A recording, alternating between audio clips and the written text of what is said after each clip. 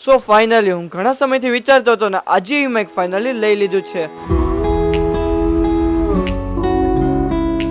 ઘણા સમયથી વિચારતો હતો પણ હવે ફાઇનલી મેં અને મારા ભાઈએ વિચારીને આ માઇક લઈ જ લીધું. હા ફ્રેન્ડ્સ, હું વાત કરું છું લાર્ક M2 ની. સો ચાલો અમારી ટીમમાં જોડાયેલા ન્યૂ ટોયનું અનબોક્સિંગ કરીએ.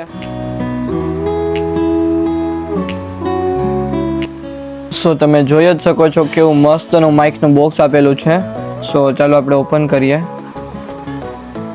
સૌથી પહેલાં તમને મળી જવાનું છે આની અંદર તમને કેટલી આઇટમ્સ મળે છે એ, પછી કંપનીના કાર્ડ અલગ અલગ, અને સૌથી મસ્ત વાત આની ઉપર તમે સ્ટીકર પણ લગાવી શકો છો. સો પછી આપને માઇક જોવા મળશે અને તેના 2 એક્સટર્નલ રિસીવર્સ તમે જોઈ શકો છો.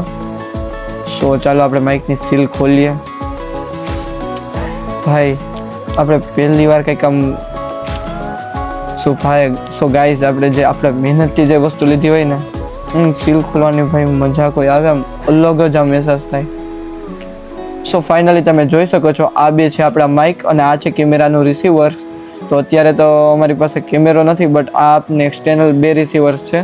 સો આની સાથે તમને લાઇટનિંગ રિસીવર અને USB રિસીવર મળી જશે, અને તેમની સાથે તમને કેરી બેગ પણ મળી જશે. જે કેરી બેગમાં તમે તમારું માઇકનું કેસ અને રિસીવર્સ આરામથી રાખી શકો છો. પછી માઇકને ગળામાં ટાંગવા માટેનો એક નેકલેસ ટાઈપનો મળી જશે, અને પછી આ 2 તમને રૂ જોઈ શકો છો જે માઇકની ઉપર લાગે, માઇક કવર કે આપણે જે બોલી શકીએ, જેનાથી આપણો ઓડિયો થોડોક તો ઇમ્પ્રૂવ થાય જ. અને કેરી બેગની અંદર તમને આ 2 વાયર મળી જશે. સો ચાલો હવે આપણે માઇકની ક્વોલિટી ટેસ્ટ કરીએ. ગાઈસ, તમે અત્યારે મારો ઓડિયો સાંભળી શકો છો. ઉપર પંખો ચાલુ છે તોય પણ બહુ જ ક્રિસ્પી ઓડિયો આવે છે, અને બેકગ્રાઉન્ડનો અવાજ બહુ જ ઓછો આવે છે.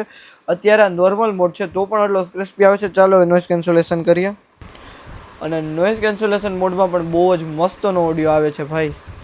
રિયલીમાં નોઇઝ કેન્સલેશન મોડમાં નોર્મલી અવાજ દબાઈ જાય, બટ આ માઇકના નોઇઝ કેન્સલેશનમાં જરા પણ અવાજ દબાતો નથી. બહુ જ મસ્તનું માઇક છે.